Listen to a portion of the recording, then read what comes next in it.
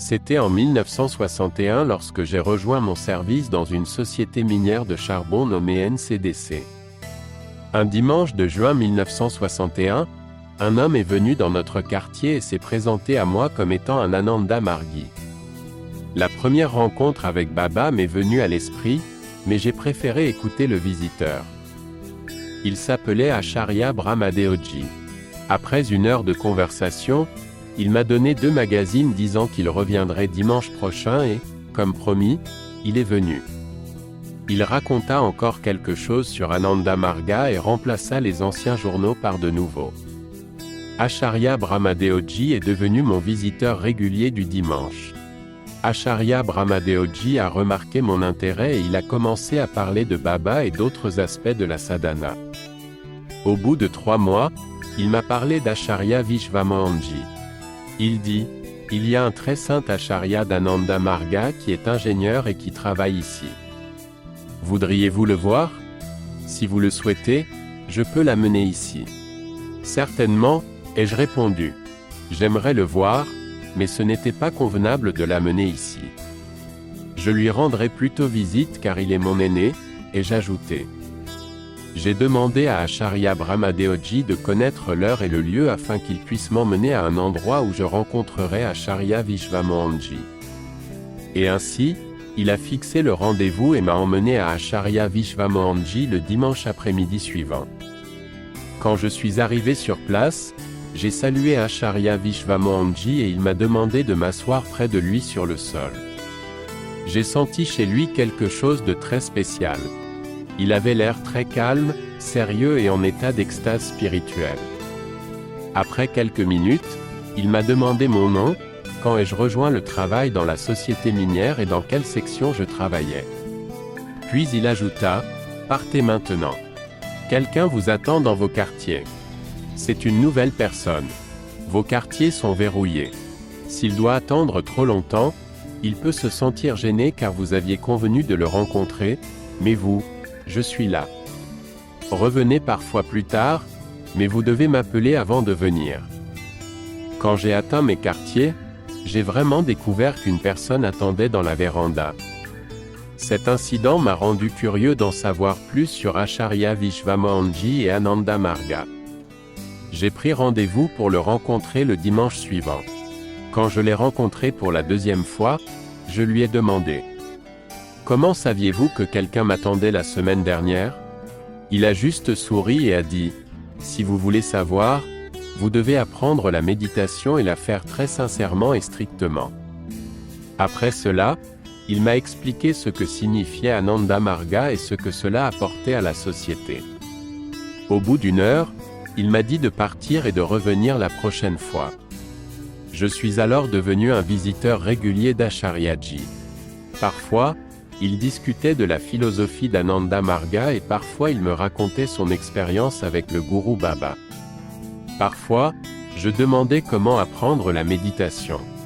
Il disait, « Attendez, votre heure viendra. » Parfois, il me demandait si j'étais prêt à apprendre la méditation.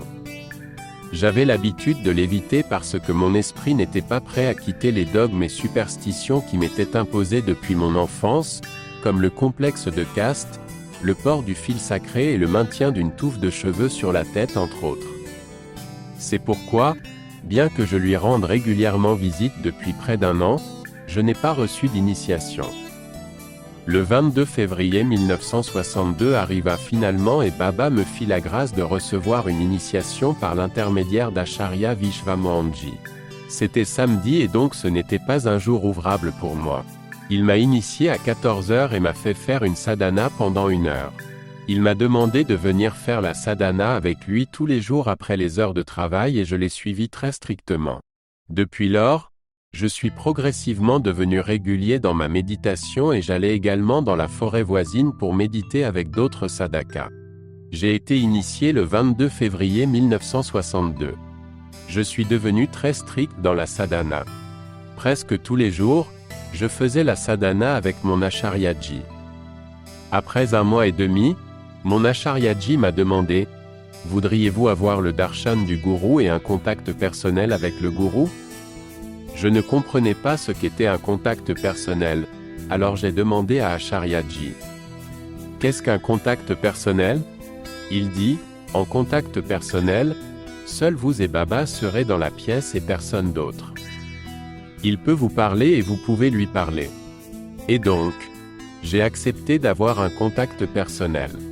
Mais il y a une condition si vous voulez avoir Guru Darshan. Vous devez assister au cours d'une semaine Tatvika organisée à Jamalpur Jagrissi du 14 au 21 avril. Les cours seront donnés par Baba lui-même et Acharya Dasarataji qui est un grand sadhaka. Et dévot de Baba, a-t-il ajouté. Je pensais que c'était une opportunité unique dans une vie. J'ai demandé un congé de 10 jours de mon travail. J'ai voyagé et atteint Jamalpur Jagrissi le 13 avril 1962. Mon Acharya-ji m'avait donné une lettre de recommandation pour un contact personnel avec Baba et pour assister au cours de Tatvika. J'ai rencontré Acharya Abhedananda Avaduta, alors assistant personnel de Baba, et je lui ai remis la lettre. Il dit, « S'il vous plaît, soyez à l'aise. Je demanderai à Baba dans la soirée et je vous dirai quand vous aurez l'occasion d'avoir un contact personnel. » Le soir, il me dit que Baba avait eu la gentillesse de me donner l'occasion d'avoir un contact personnel le lendemain. Le lendemain était très probablement un jour saint. Baba est venu au Jagrissi. L'assistant personnel Acharya Abhedananda Avaduta reçut Baba et entra ensemble dans la chambre de Baba. Baba demanda à Dada Abhedananda quel était le travail à accomplir ce jour-là. Dada Abhedananda a dit à Baba qu'il y avait 4 candidats pour un contact personnel. Baba lui a demandé la liste des noms et lui a dit de nous l'envoyer un par un. Mon nom était 3e sur la liste. Quand je suis entré dans la chambre de Baba, j'ai vu Shiva assis sur le lit de camp à la place de Baba, tout comme je l'avais vu sur tant de photos, au teint blanc avec un serpent autour du cou et un trishul à la main. J'ai fait Sastang Pranam comme on m'a demandé plus tôt. Quand je me suis levé, je n'ai plus vu Shiva. Je n'ai vu que Baba qui était assis sur le lit de camp. Baba m'a demandé mon nom et celui de mon Acharya-ji. Puis il m'a dit de regarder le mur. Sur le mur, j'ai vu pour la première fois un enfant dormant sur le lit, dans une maison en terre battue, un après-midi. Il y avait un gros serpent qui se reposait à côté de l'enfant. Puis une dame est venue à la porte et a été terrifiée lorsqu'elle a vu le serpent dormir avec son enfant. Elle a commencé à prier de tout cœur, les mains jointes. Après quelques instants, le serpent s'en alla. Elle est allée voir l'enfant et a confirmé que le serpent ne l'avait pas blessé. Dans la deuxième scène, j'ai vu un garçon qui marchait à travers des bois épais couverts de grands arbres. Le garçon prononçait le mantra « Om Namah Shivaya » et Shiva était avec le garçon jusqu'à ce qu'il traverse la route et atteigne le champ.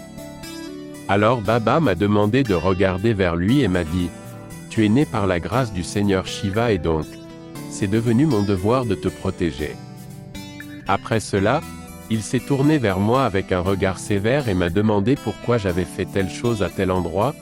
Je n'ai eu aucune réponse. Alors Baba demanda « Méritez-vous une punition ?» J'ai dit « Oui, Baba. » Il a pris son bâton et avait l'air de me battre sévèrement.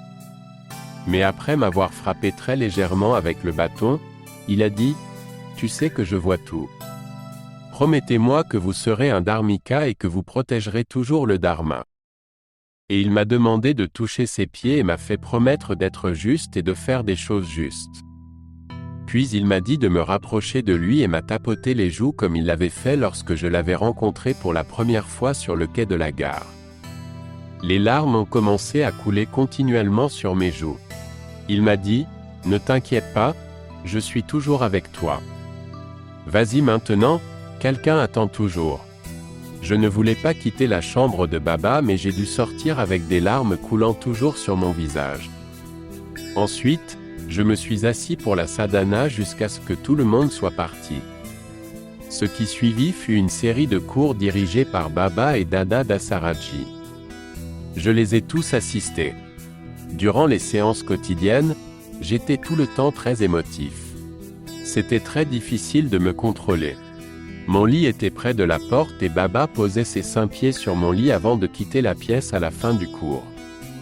Je me calme toujours à chaque fois que Baba fait ça à mon lit. Il y avait un examen à la fin de la formation. J'avais très peur car aucun cours de philosophie ne me venait à l'esprit pendant le cours. Je regardais seulement Baba, appréciant sa présence divine et son charme. Cependant, tout le monde devait se présenter le jour de l'examen. Aucun n'a été épargné. Il y eut un examen verbal donné par Baba lui-même. Ce jour-là, Baba était assis sur son lit dans son style majestueux et tous les candidats étaient assis par terre devant lui. Il a commencé à interroger les stagiaires un par un. Quand mon tour est venu, je me suis levé. Il a posé quelques questions qui ne m'étaient pas compréhensibles et je les regardais. Demanda Baba. « Pourquoi me regardes-tu ? Vais-je répondre aux questions que je te pose ?» Au lieu de répondre, j'ai simplement continué à le regarder. Alors Baba dit, « Espèce de garçon ennuyeux. Asseyez-vous. » Le tour suivant arriva et ce fut à nouveau mon tour. Je me suis levé et Baba a demandé, « Connaissez-vous Yama et Niyama ?» Et j'ai expliqué Yama et Niyama. Après la fin du deuxième tour, Baba commenta, « Ces garçons ne sont pas à la hauteur mais ce sont de bons garçons. Je dois leur donner une note de grâce, et ils sont tous déclarés réussis. » A fait sa stand pranam et a quitté sa chambre. Rencontre avec Yaksini. Après mon contact personnel avec Baba et la classe Tadvika, j'ai été investi de toute la vitesse, de l'énergie et de la motivation nécessaires pour éliminer l'exploitation de la société. Je suis allé travailler à Rebachara, où une mine de charbon venait de démarrer. C'était une petite zone au milieu de la jungle. Quelques jours après mon arrivée, un margui m'a demandé « Avez-vous entendu dire qu'un Yaksini Siddha Pandit du Népal est ici ?» Il facture 4 roupies par personne pour parler de son passé et de son avenir. Pleinement conscient de la manière dont les Yakunis peuvent manipuler l'esprit des pauvres et des analphabètes, en particulier dans les villages reculés, j'ai été alarmé. J'ai dit au margui de découvrir comment je pourrais rencontrer ce Yaksini Pandit. Le margui a rassemblé toutes les informations nécessaires et nous avons élaboré un plan pour rencontrer ce pandit et le chasser de notre région. Il était environ 23 heures le lendemain soir, avec 4 jeunes marguis nous nous rendîmes à l'endroit où séjournait le pandit. Nous l'avons trouvé. Après l'avoir salué, j'ai demandé « Panditji, avez-vous Yaksini Siddhi ?» Il répondit fièrement « Oui. Que veux-tu ? Tu peux me donner 4 roupies et je révélerai tes secrets cachés. Je révélerai ton passé et ton avenir avec l'aide de Yakuni. » Je l'ai réprimandé en lui demandant « Mais qu'en est-il de votre avenir ? Pourquoi n'utilisez-vous pas votre Yakuni pour découvrir votre propre avenir ?» Il était abasourdi. « Vous exploitez les pauvres et les analphabètes de ce village, ainsi que les ouvriers des mines de notre région. Vous devez quitter cet endroit avant le lever du soleil, sinon vous en subirez toutes les conséquences, lui ai-je dit. Comme les pandits sont généralement timides, il répondit « D'accord Baba, je quitterai cet endroit avant le lever du soleil demain. Ne me fais pas de mal. » Il a quitté les lieux avant le lever du soleil. Cependant, l'homme qui a amené le pandit dans le village était un membre de notre personnel. Il exploitait également les gens de la région en prêtant de l'argent à un taux d'intérêt plus du double. Il est devenu très furieux en apprenant que son invité, le pandit, avait quitté le village sur mon ordre. Avec colère, il dit « Est-ce qu'Ananda Margui a autant de courage pour chasser mon invité ? J'envoie un message à ces Ananda Margui. Il devrait être prêt au combat. » Anticipant que l'escalade pourrait aboutir à un combat physique, j'ai rassemblé mes 50 ouvriers et leur ai demandé d'être toujours prêts et que, chaque fois qu'ils recevraient mes instructions, ils devraient venir immédiatement et se lever pour combattre. J'ai également envoyé cette information au prêteur qui avait invité ce pandit. Cette nouvelle s'est répandue en quelques minutes dans tout notre établissement. Mon supérieur m'a envoyé un message avec pour instruction de le rencontrer immédiatement. Je suis donc allé le voir. Il m'a raconté ce qu'il avait entendu et m'a demandé de ne pas avoir d'ennui. Je lui ai dit, je ne provoquerai aucun problème de mon côté, mais si quelqu'un commençait à créer des problèmes et me défiait, alors je serais préparé à cela et y ferais face avec audace. Bien sûr, une personne immorale comme le prêteur n'a pas le courage de se battre. Il a reculé. La semaine suivante, je suis allé à Jamalpur pour voir Baba. Baba avait déjà demandé à son assistant personnel de m'inclure pour faire une promenade sur le terrain avec lui. Alors que je marchais avec lui, il m'a demandé, « J'ai entendu dire que l'Ananda Margi de votre unité avait chassé un pandit exploiteur. » Très bien. Il m'a demandé de donner les détails et j'ai raconté toute l'histoire. Baba avait l'air très heureux. Après mon contact personnel, je suis devenu très strict dans la sadhana. Chaque jour, après les heures de bureau, avec quelques sadakas, j'allais accomplir une sadhana du soir dans les forêts denses et les champs isolés. C'était une soirée éclairée par la lune. Nous avons fait une sadhana d'1h30 assis à au moins 100 mètres les uns des autres dans une forêt très isolée et dense. Après avoir terminé ma sadhana, j'ai fait Guru Puja et quand je me suis levé de Sastang Pranam, j'ai vu Baba physiquement présent là-bas. Puis j'ai refait Sastang Pranam mais quand je me suis levé, Baba a disparu. Lorsque je me suis regroupé avec d'autres sadakas, j'ai demandé à mon acharyaji si Baba pouvait être physiquement présent dans la région. Il n'a pas répondu comme s'il n'avait pas entendu ma question. Son silence a accru ma curiosité de connaître la vérité. Était-ce une hallucination dans mon esprit ou Baba était-il réellement présent physiquement à l'endroit où je l'ai vu? C'était jeudi soir et j'étais impatient de connaître la vérité. Je me suis présenté à mon bureau le lendemain, vendredi. Ensuite, j'ai pris le train du soir pour Jamalpur et j'y suis arrivé le lendemain matin. J'ai rencontré l'assistant personnel d'Adari dans le Jagrissi. Il a dit que Baba lui avait déjà parlé de ma venue et que je pouvais aller faire la promenade du soir avec lui. Le moment était venu et j'accompagnais Baba dans sa promenade nocturne dans les champs. En marchant, il m'est venu à l'esprit à plusieurs reprises que je devais demander à Baba. Mais chaque fois que j'en avais l'occasion, la timidité et l'hésitation me dominaient. Alors que nous entrions dans le champ où Baba s'asseyait sur la tombe du tigre, il s'arrêta de marcher. Il s'est tourné vers moi et m'a demandé « Avez-vous des questions ?»